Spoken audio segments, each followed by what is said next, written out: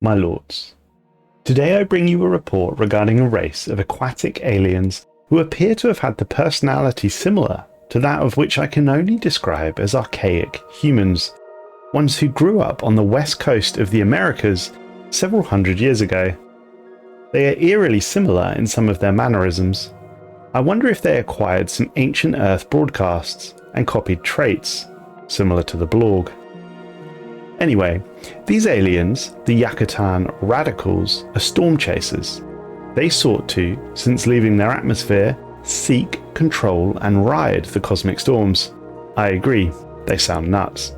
But nevertheless, they exist, and I shall detail what we know about them for you now. The Yatunan people are storm-touched. Deviants, fleeting, for obvious reasons, but extremely adaptive. They have a unique society, one that is particularly interested in astrometeorology, and one that is certainly devoted to storms. They are xenophilic, militarist, and spiritual by nature, and as you can see by the image, humanoid. Most of the documentation we have on these people were written by their esteemed leader, Azando Wilson. It reads, "What is life without the rush? Burn fast and die radically. That's always been our way, but when every trail is blazed and even the tallest peak has been scaled, what's next? Our planet has always been a unique, stormy one, prone to tempests and deluge of all kind. If we find ways to use these unique conditions, we have a chance to summon a raging storm. Our legendary forebears long since mastered the challenges of our homeworld, and the time has now come for us to blast off, screaming into the void. It will not be easy, but as the old saying goes, only the bold can reach the horizon." It would appear that this people's homeworld, the planet Yatunan, has experienced extreme weather since its birth. Its relentless storms have driven the life forms on this planet in two distinct paths: those who seek shelter in the chaos, and those who revel in the thrill of the tempest. We assume that this in part is what drove these people down the path of the storm chaser. But back to the reports. The naturally occurring storms on our homeworld have us in awe, inspired by the power of nature, both the thrilling of the tempest and the renewal that follows its path of destruction. Recently, weather stations across the planet have detected extraordinary phenomenon. A network of superstorms is poised to sweep across the world. Our science teams are calling it a righteous serendipity. These rare tempests create the perfect conditions to which we hope to witness something truly radical. This once-in-a-lifetime storm has a special property that we hope will make it ripe for modulation. But first we need to better understand its underlying composition. Furthermore, we hope to find a brilliant oddity that we can bring out of this. Our people are patiently waiting. The best of us are ready to chase this storm and experience everything it has to offer. A wild ride indeed, most joyous, and what's more, our scientists conducted intense research while the storms raged, during which we think we have discovered secrets of storm manipulation. The storm power projections are off the charts, and we're here for it. We will be tested and found most worthy. Our science teams have created blueprints for a new special building that they believe can serve as a coordination center for raising storms. Building one on our home planet will increase storm attraction and accelerate our progress towards the creation of the ultimate storm. According to our science teams, this new building will help us kickstart the temperature changes of our home planet, shaping them into the ultimate experience. But first, we must decide which storm type is the most glorious. By injecting energy into the natural storms, we can generate the conditions for electrical storms. Planetary core manipulation could reorientate the magnetic field of our homeworld and give a rise to magnetic storms. And finally, by reversing the tachyon polarity at specific planetary sites, with a few changes we could also produce a gravity storm.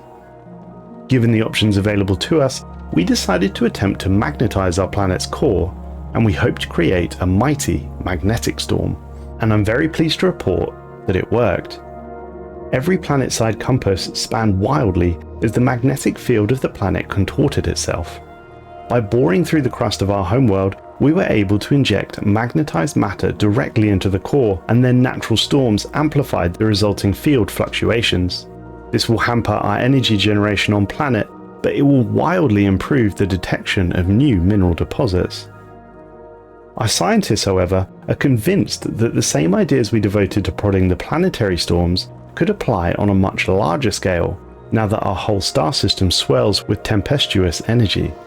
Thus, we think that we can use the existing knowledge and infrastructure to transform it into a magnetic storm. Or we could attempt to create something brand new and exciting. For example, we think that charging up our sun could amplify the storm's electrical potential, while utilizing alloy would instead transform the storm into a gravity well. We have decided to charge up the sun. This can only go well.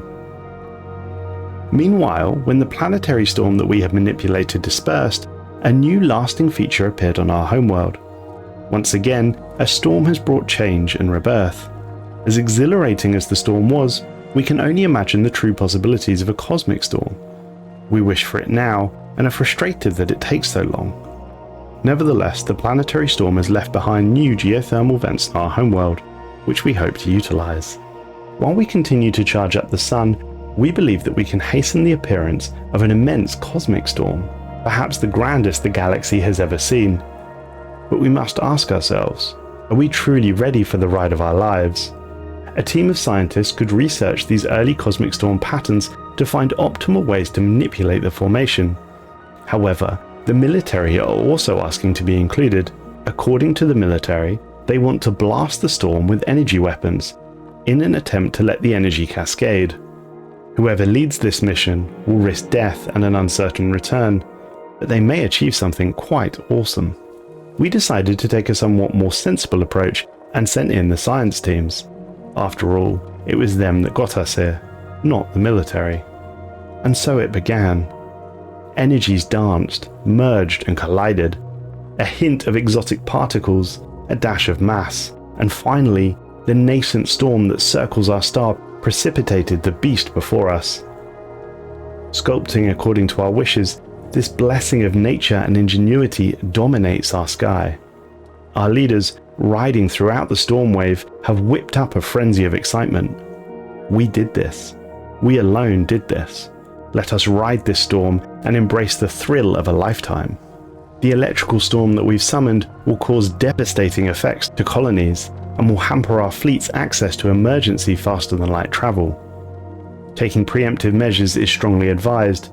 The extreme electrical charges carried by the storm will present a danger to our fleet's shield systems as well. Despite this, we are expecting a significant increase in colony production and ship speed production due to the abundant energy present within the storm. Our people are unified and could not be happier. We are the true riders on the storm. It would appear that the Radicals continued on for several decades, creating and riding cosmic storms, never stopping their storm-chasing exploits, and life continued for them. But one day they found a mysterious capsule adrift in the Tigris system. This capsule had no offensive capability and was quite unresponsive to all signals. Initial scans showed that it was damaged, but was constructed with advanced materials and unfamiliar engineering techniques, and thus further analysis was undertaken. Detailed analysis of the device did not take long. Within a matter of days, the science teams believed that the mysterious capsule drifting through the system was in fact an ancient storm trap, which may have once been part of a larger defense grid. The device's intake port was sealed tightly, but readings suggested that it was holding compressed energy and matter of a captive cosmic storm inside. Finding a way to open this remarkable container could teach a great deal about storm mitigation. And although the risk was clearly releasing whatever force was currently contained within, clearly there was much to be learned. And so they attempted to open the device. Storm chasing was in their blood, after all. It didn't take long to open the device. A drone was used to tear it open, and as its intake mechanism was forced open, the magnetic storm held inside was released into the void of space.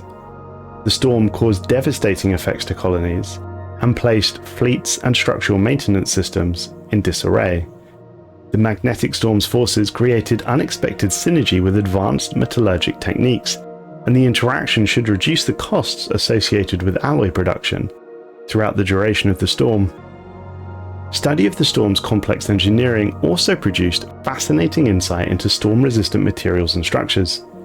Though it was never truly understood how the device was capable of containing the storm, study continued, but the knowledge gained will greatly aid in weathering cosmic storm disturbances. That covers all that we know about the Yatunan Radicals and the event designated drifting capsules. If you want to learn about one of the new precursors, the Initian traders, then please click the video on screen now.